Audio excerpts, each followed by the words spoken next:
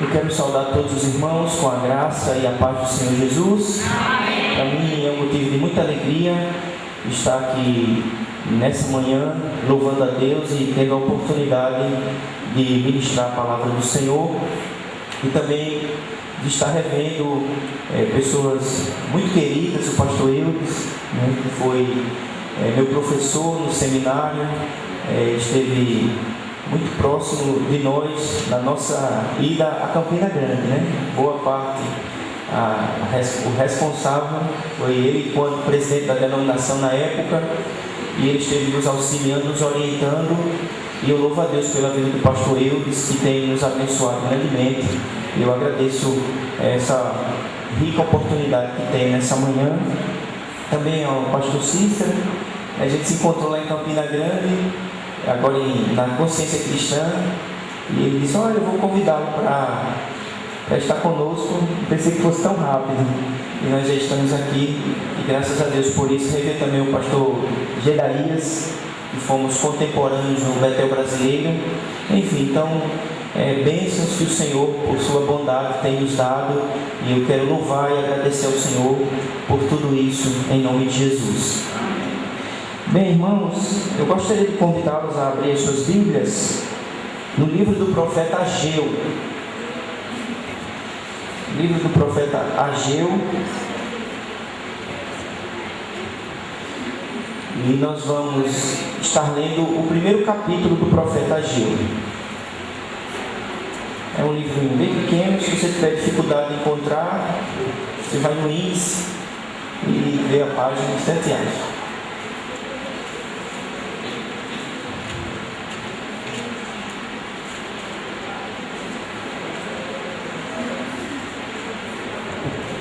Mesmo sentados, nós vamos fazer a leitura desse texto. Ageu, capítulo 1.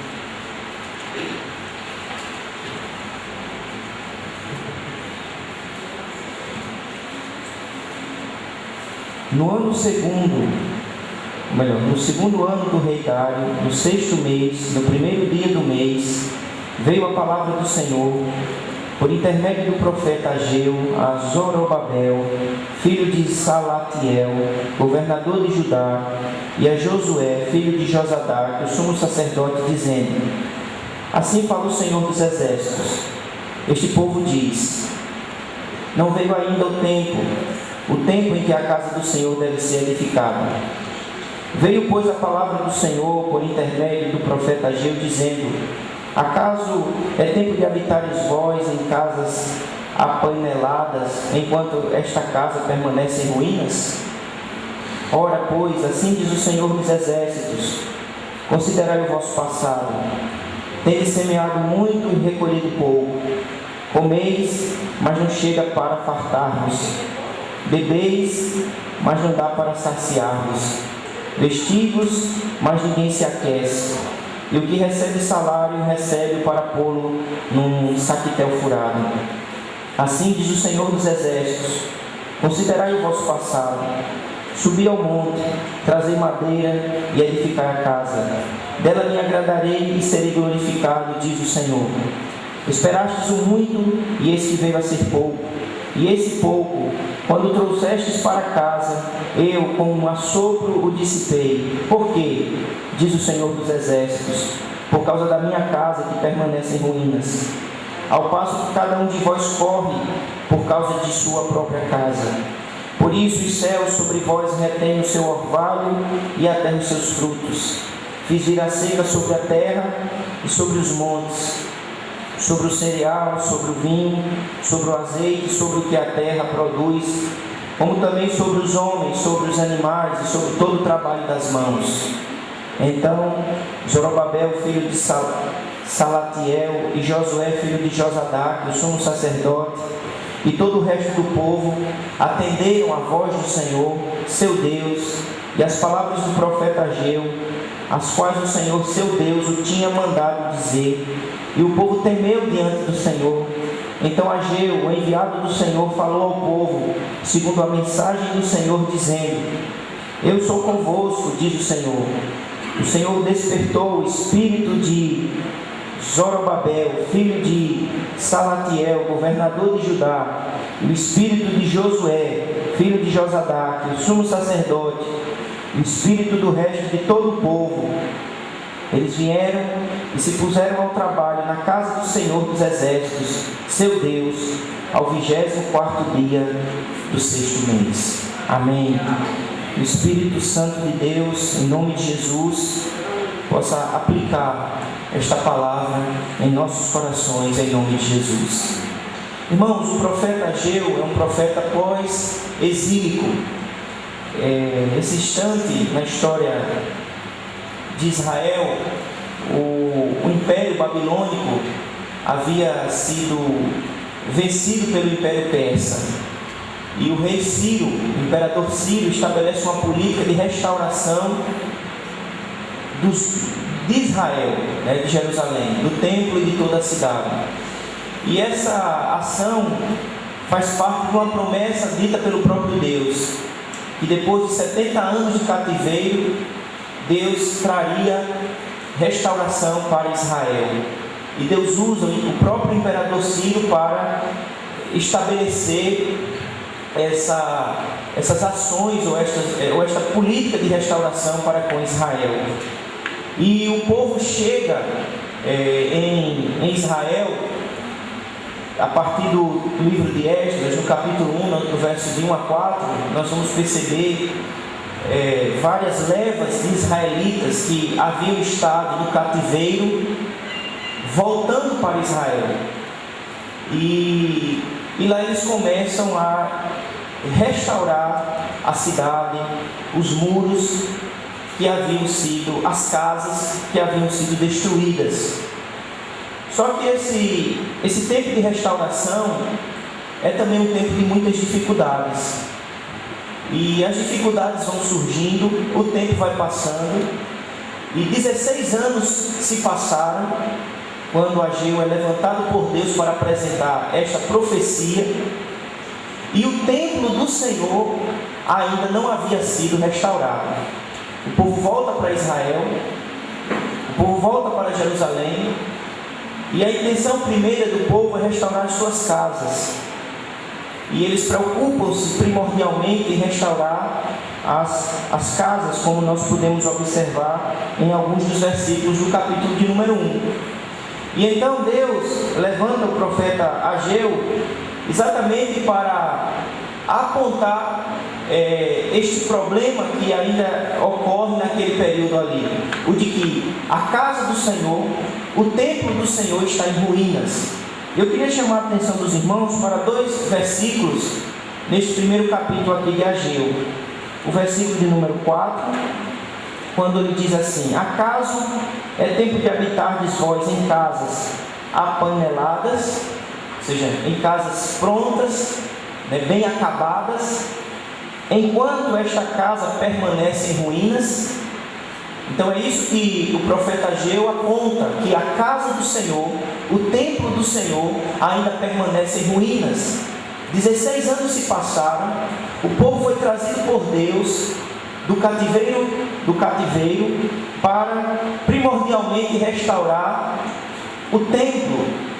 E no versículo de número 9, nós vamos observar a mesma expressão quando o versículo de número 9 diz, no finalzinho: diz o Senhor dos Exércitos, por causa da minha casa que permanece em ruínas. Então, por 2 vezes no capítulo de número 1 do livro de Ageu, a expressão a minha casa permanece em ruínas aparece.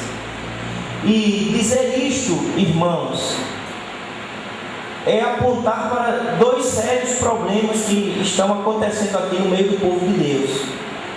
A casa de Deus, o templo do Senhor ainda permanecer em ruínas, isso aponta para uma crise na adoração.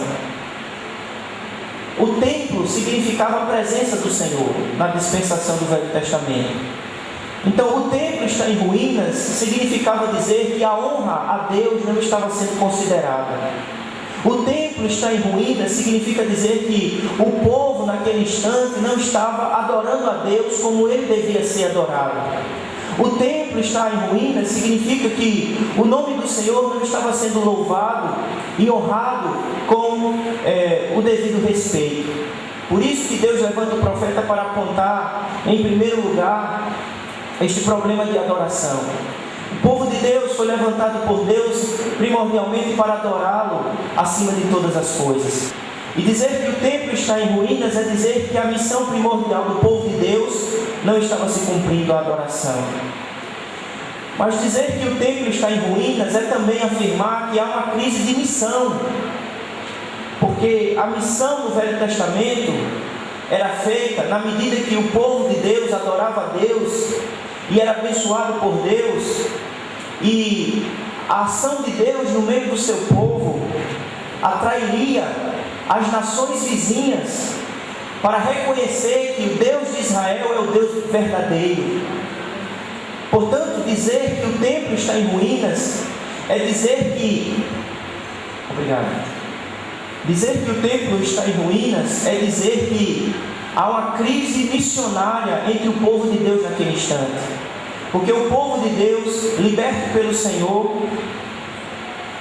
estaria cumprindo a sua missão na medida que adorassem a Deus através do templo, que significava a presença do Senhor, e na medida que o povo adorasse a Deus e vivenciasse as bênçãos do Senhor, as nações vizinhas seriam atraídas para observar o povo de Deus e reconhecer que o Deus de Israel é o verdadeiro Deus, digno de ser adorado, exaltado, porque Ele é o grande eu sou, Ele é o todo-poderoso, Ele é o Deus que liberta, Ele é o Deus que abençoa o seu povo, Ele é o Deus vivo. E aí, amados irmãos, o que é que nós vemos no livro de Ageu? Nós vemos Deus tomando a iniciativa para restaurar a adoração e a missão na vida do seu povo. É Deus que toma a iniciativa.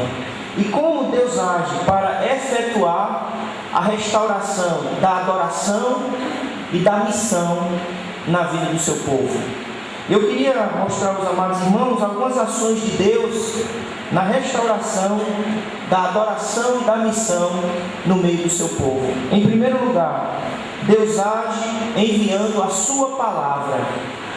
Vários versículos nós vamos observar a expressão. Eu queria chamar a atenção dos irmãos para alguns desses versículos. O verso 1. No segundo ano do rei Dário, no 6º mês, no primeiro dia do mês, veio a palavra do Senhor. No versículo de número 2, nós lemos: assim fala o Senhor dos exércitos. No versículo de número 3, veio, pois, a palavra do Senhor por intermédio do profeta Ageu. No versículo de número 5, ora, pois, assim diz o Senhor dos exércitos. No versículo de número 7, assim diz o Senhor dos exércitos. No versículo de número 12, então Zorobabel, filho de Salatiel, e Josué, filho de Josadac, e todo o resto do povo atenderam a voz do Senhor. Portanto, amados irmãos, é Deus que toma a iniciativa para restaurar a adoração no meio do seu povo. É Deus que toma a iniciativa para restaurar a ação missionária do seu povo. E Ele age através da sua palavra. Portanto, amados irmãos, a obra missionária do povo de Deus e a ação missionária do povo de Deus está intrinsecamente ligada à capacidade de ouvir a palavra de Deus. Um povo missionário é um povo que ouve o que Deus diz. Um povo missionário é um povo atento aos mandamentos do Senhor, à palavra do Senhor, às ordenanças do Senhor. E a restauração da missão, nesta época, estaria diretamente atrelada ao ouvir a palavra de Deus. E é exatamente isso que nós percebemos durante todo o texto. A soberania de Deus em restaurar a missão e a adoração no meio do seu povo, e o instrumento de Deus, o instrumento que Deus utiliza para de fato efetuar esta restauração é a sua palavra. Povo missionário, irmãos, é um povo que ouve o que Deus fala. E o que Deus tem falado para nós: ide por todo o mundo e pregai o Evangelho a toda criatura. O que é que Deus tem falado? Que em Cristo há salvação para todo aquele que crê. Mas como ouvirão se não há quem pregue? E como pregarão se não forem enviados?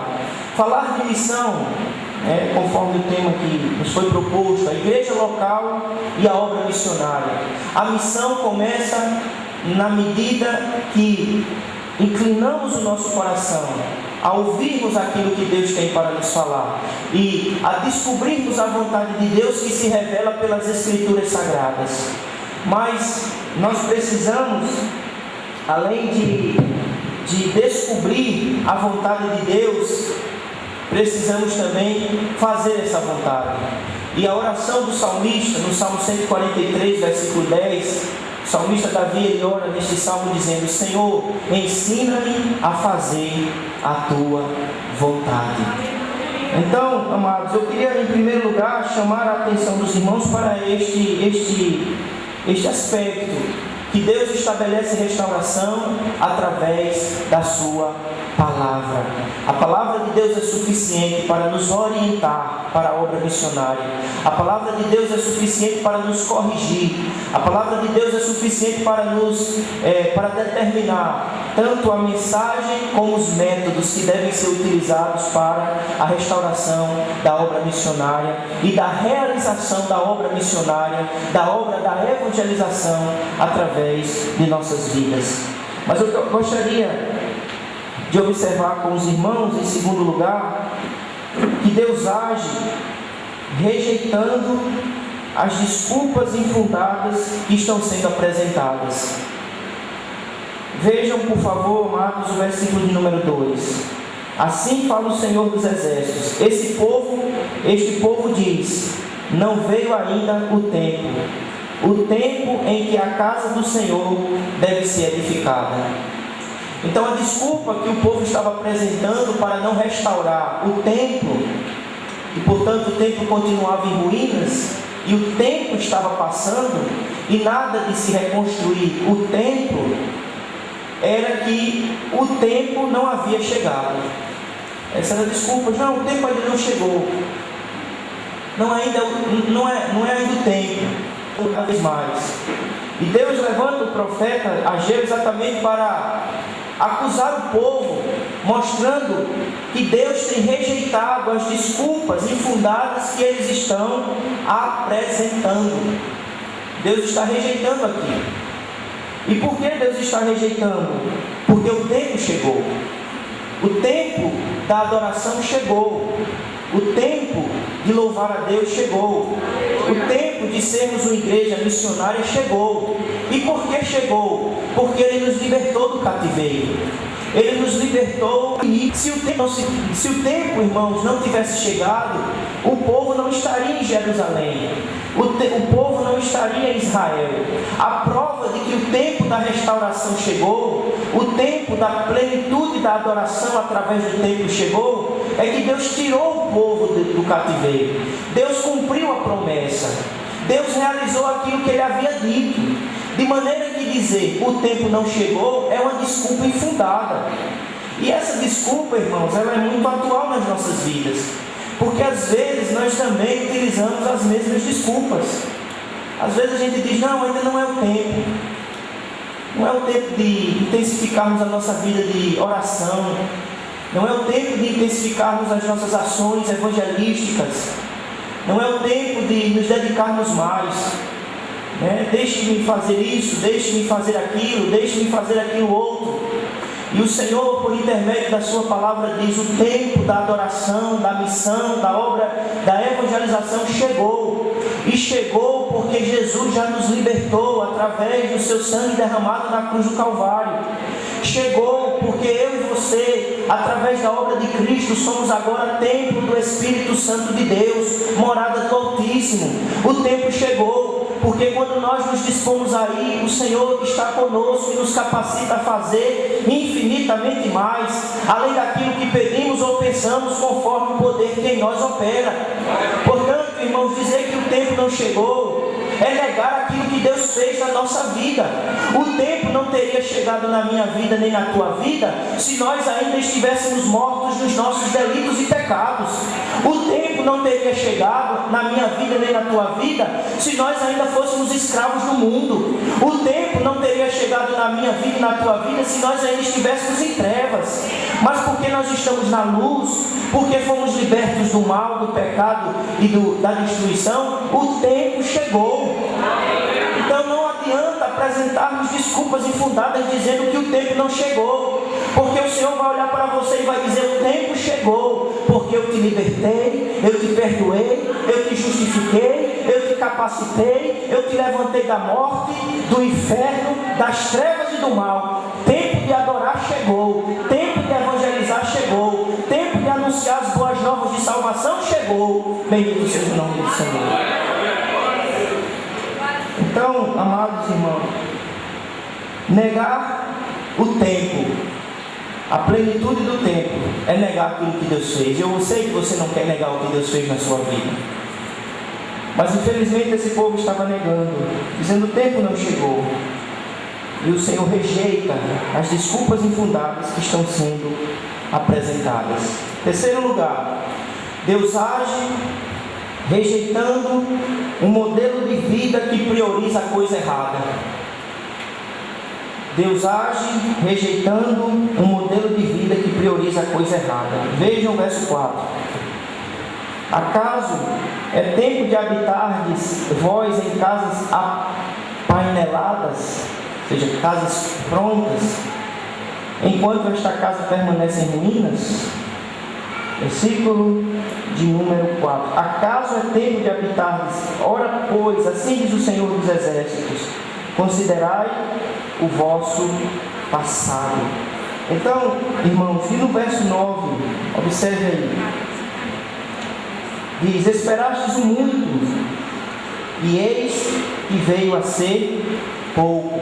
Mas antes de observarmos o verso 9, eu queria chamar a atenção dos irmãos para o início do verso 4, quando ele diz: vossas casas estão apaineladas, prontas, acabadas, enquanto a minha casa está em ruínas. Então ele estabelece um contraste entre a minha casa e a casa do Senhor, entre os meus interesses e aquilo que diz respeito à glória de Deus, ao reino de Deus. E o Senhor, ele rejeita, no versículo de número 9, como eu disse,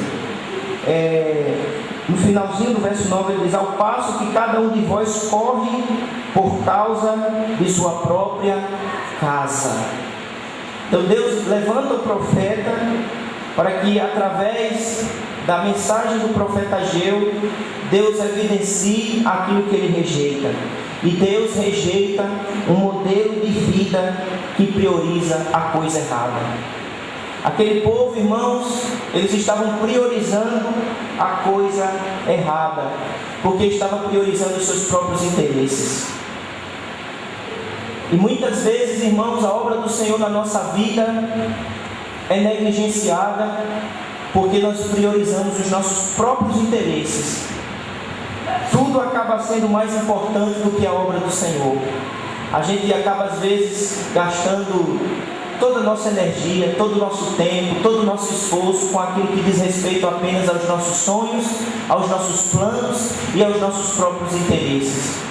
Mas quando diz respeito ao reino de Deus, à obra do Senhor, como o próprio Senhor Jesus Cristo disse em Mateus 6,33, buscar em primeiro lugar o reino de Deus e a sua justiça, e as mais coisas nos serão acrescentadas. Quando é tempo de colocarmos esse princípio em prática, muitas vezes nos falta o tempo, a energia,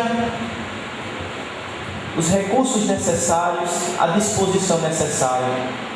E isso acontece porque muitas vezes o modelo de vida que temos estabelecido para nós, como povo de Deus, é um modelo de vida equivocado.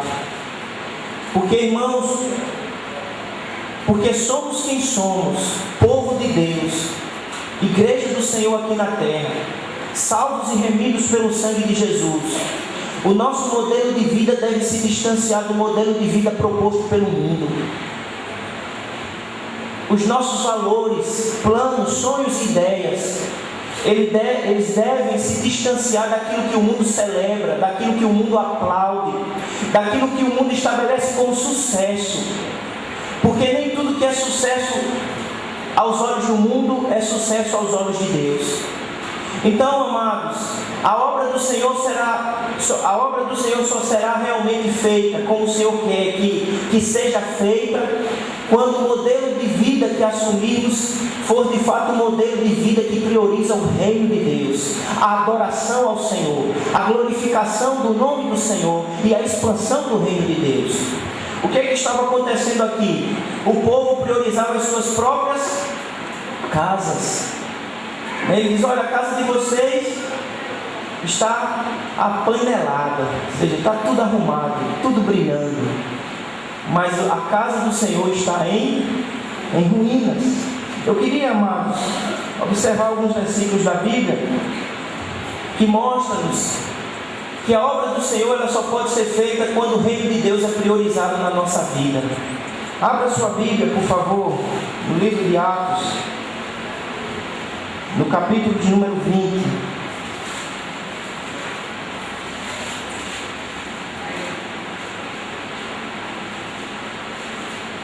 Paulo diz, Atos 20, 24: porque em nada considero a vida preciosa para mim mesmo, contanto que complete a minha carreira e o ministério que recebi do Senhor Jesus para testemunhar o Evangelho da graça de Deus. Paulo relativiza a importância da sua própria vida. Ele diz: eu não considero a minha vida por preciosa, contanto que eu cumpra a carreira e o ministério que me está proposto.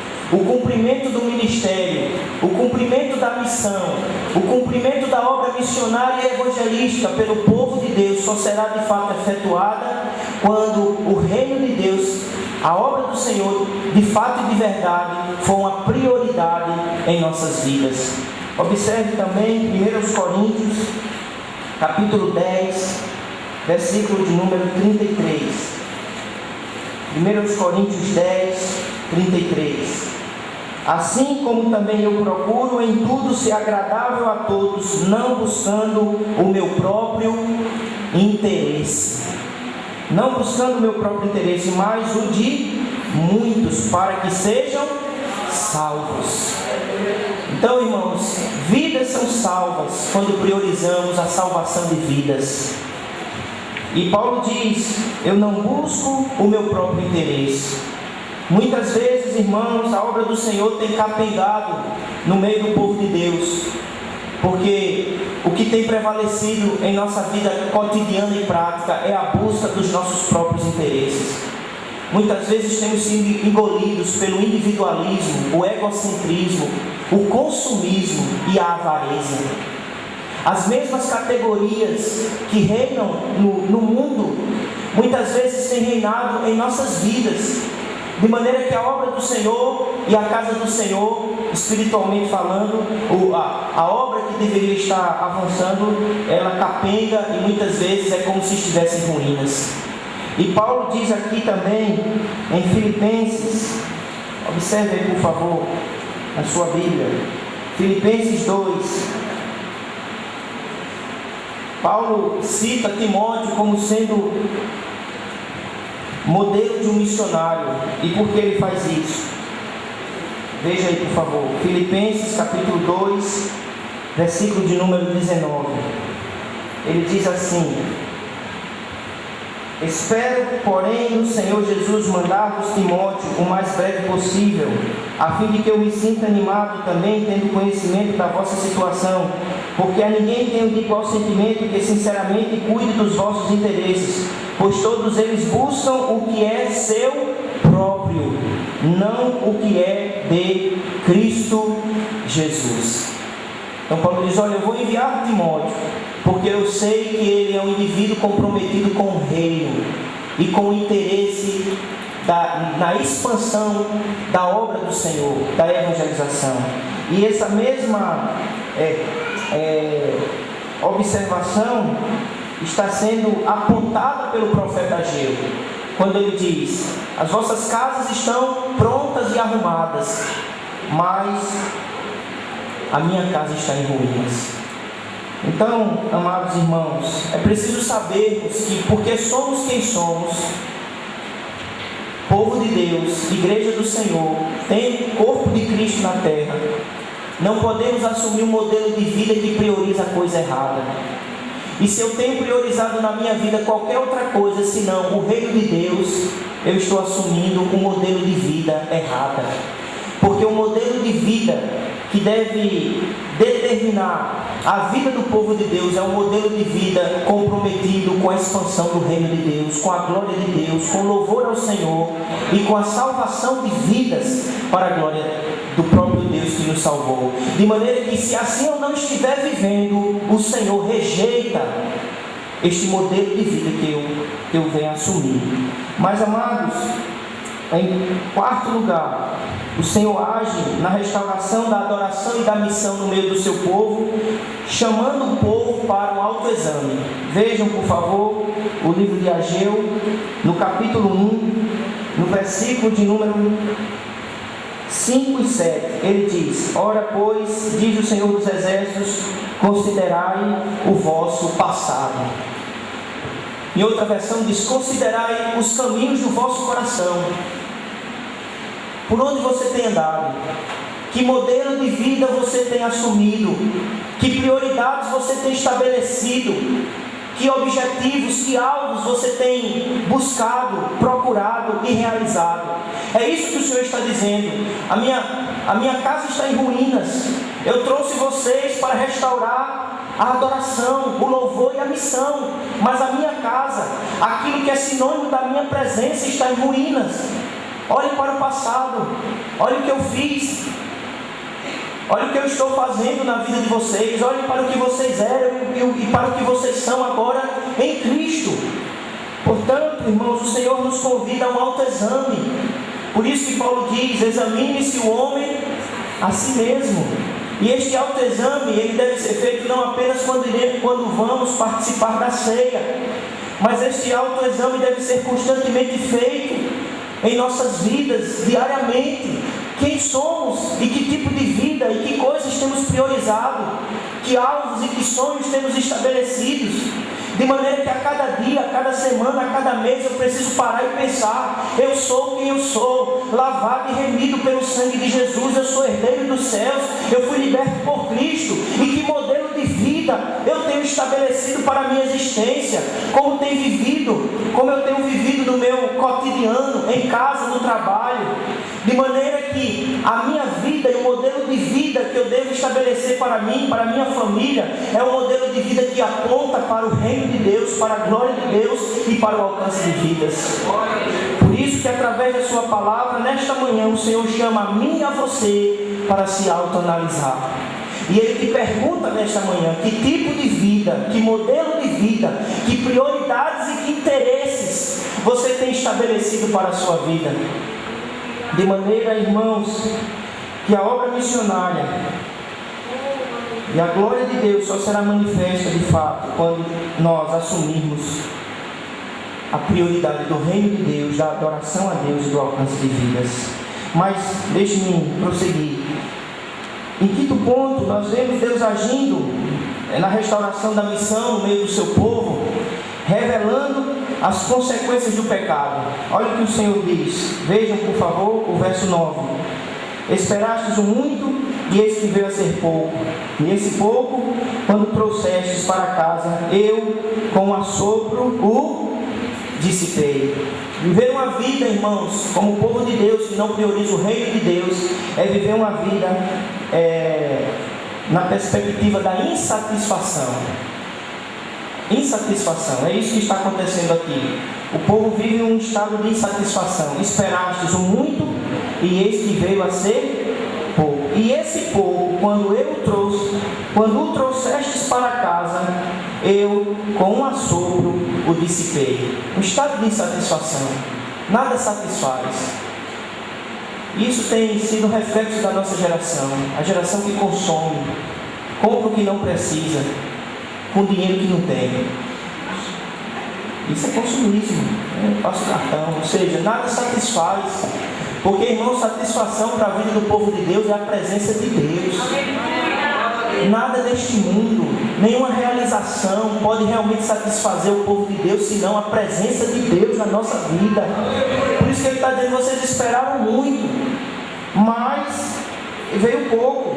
E esse pouco, quando trouxeste para casa, eu com o sopro dissipei. Não é o diabo que dissipou, é o próprio Senhor.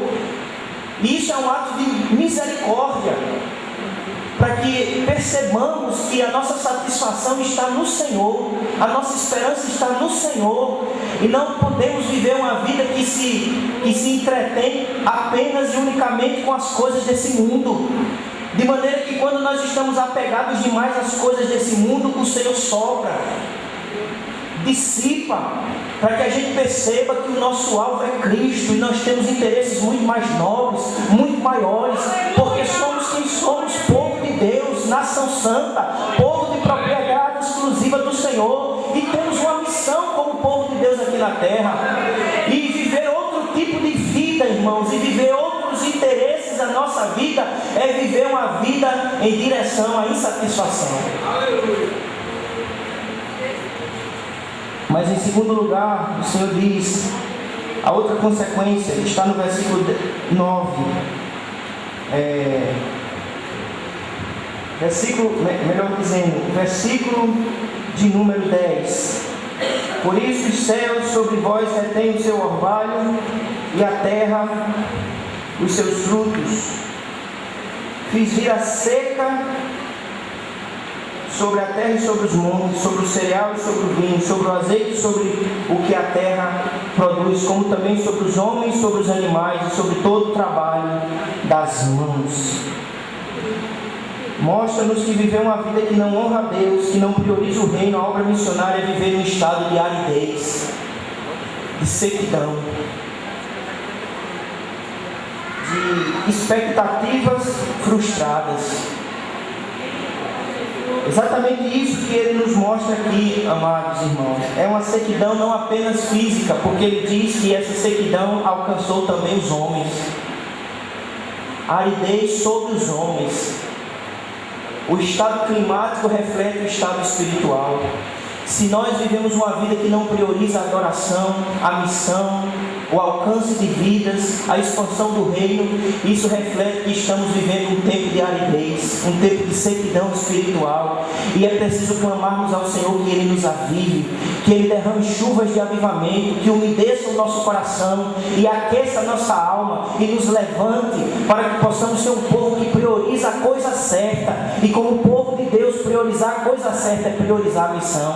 E um povo que prioriza a missão, o alcance de vidas, é um povo que evidencia que não está na sequidão nem na aridez, mas um povo que evidencia a missão e a evangelização e a adoração ao nome do Senhor. É um povo que evidencia tempos de avivamento, tempos de frutificação, tempos de renovo, porque avivar, o Senhor nos aviva para adorá-lo, o Senhor nos aviva para alcançarmos vidas, o Senhor nos aviva para sermos testemunhas, como está escrito no folder aqui que a igreja tem: mas recebereis poder ao descer sobre vós o Espírito Santo.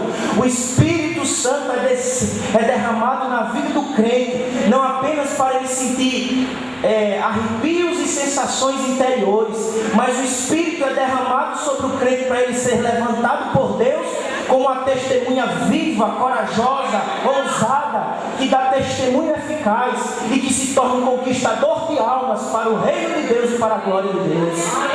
De maneira que o Senhor evidencia, através da palavra profética de Ageu, as consequências do pecado, dizendo: olha, se vocês continuarem nesse modelo de vida, vocês estão vivendo uma vida de insatisfação eterna. Viver uma vida neste modelo de vida é viver uma vida de expectativas frustradas.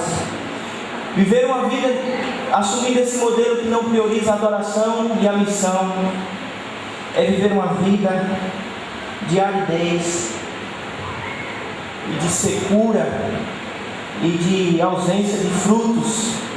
Mas, irmãos, eu quero concluir esta palavra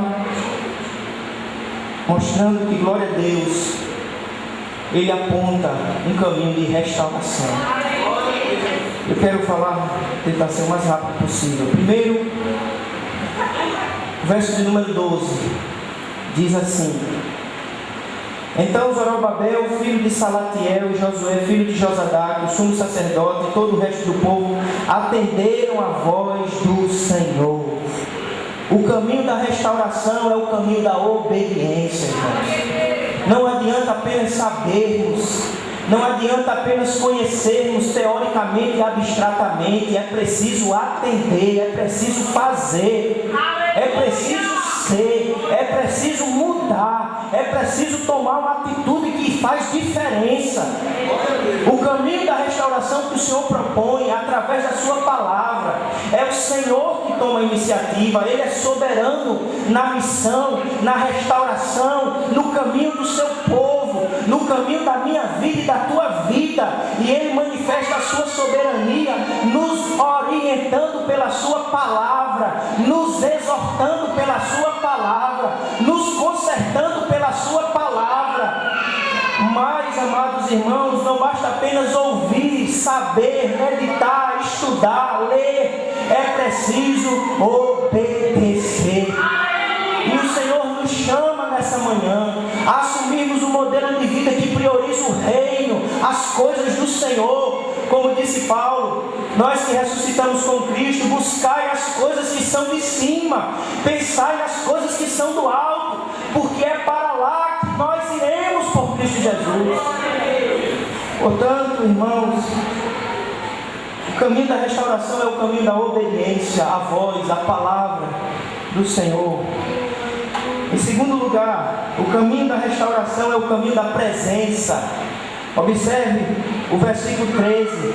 Então Ageu, o enviado do Senhor, falou ao povo segundo a mensagem do Senhor, dizendo: Eu sou convosco, diz o Senhor. Irmãos, quando nós nos dispomos a fazer, o Senhor é conosco. Quando nós nos dispomos a restaurar as ruínas da adoração e da missão, o Senhor é o maior interessado em tudo, porque é o nome dEle que está é a sua glória, a sua honra, é por amor ao seu nome. Portanto, é Ele, em todo o capítulo, em todo o livro de Ageu, que toma a iniciativa, e na medida que o povo se dispõe a fazer, Ele diz: olha, diga ao povo que sou eu que estou dizendo. Ele fala isso enfaticamente. É a mensagem do Senhor, não é a mensagem do profeta. O profeta é só o porta-voz, mas é o Senhor que está dizendo: eu estou convosco. Louvado seja o nome do Senhor. Eu não posso, eu não sei, eu não tenho condições. Ouça nesta manhã o Senhor dizendo: priorize o meu reino, a adoração ao meu nome, a evangelização, a conquista de almas, porque eu estou contigo. Louvado seja o nome do Senhor. É a mesma coisa que o próprio Senhor Jesus Cristo disse em Mateus 28: ide por todo o mundo e pregai o evangelho a toda criatura. Mas é difícil, há opressão, há oposições, há inimigos que se levantam, mas o Senhor diz: ide, indo, vão. Saiba de uma coisa, apesar das lutas e das dificuldades, eu estou convosco todos os dias até a consumação dos séculos. Há uma presença especial, há uma manifestação divina que ocorre na vida daqueles que se dispõem a fazer a obra do Senhor, a priorizar o reino de Deus aqui na terra, a serem boca do Senhor, testemunhas eficazes, conquistadores de almas. O Senhor te diz: eu estou convosco. Você não está sozinho, você não vai enfrentar a luta sozinho, você não vai enfrentar as oposições sozinho, você não vai enfrentar os inimigos sozinho. Eu estou contigo e eu sou o Senhor. A palavra Senhor significa Jeová, aquele que tem o controle de todas as coisas. Ele é o comandante, Ele é o general, Ele é o todo-poderoso, Ele é o grande eu sou, Ele é o criador dos céus e da terra, Ele é o sustentador das nossas vidas, Ele nos mantém em pé, Ele é o provedor das nossas necessidades, sejam elas físicas, emocionais, mentais, espirituais, familiares, eclesiásticas. Bendito seja o nome do Senhor. Eu sou convosco, diz o Senhor. Mas no versículo 14, irmãos, ainda tem um outro caminho, que é o caminho do avivamento. O Senhor despertou o espírito de Zorobabel, filho de Salatiel, governador de Judá, o espírito de José, filho de Josadac, e o espírito do resto de todo o povo. O Senhor traz uma promessa, mas manifesta uma presença, porque Ele diz: Deus despertou, e nós precisamos de um despertamento espiritual. Que nós nessa manhã possamos orar e dizer: Senhor, desperta o meu espírito, como Tu despertaste o espírito de Zorobabel e de Josué e de todo o povo. Desperta o meu espírito, abre os meus olhos, para que eu perceba que a vida de um crente só vale a pena ser vivida aqui na terra, quando ele prioriza o reino de Deus, as coisas do Senhor, quando ele vive uma vida que te glorifica e alcança outras vidas, e torna outras vidas no poder do Espírito, para a glória de Deus, adoradores em espírito e em verdade.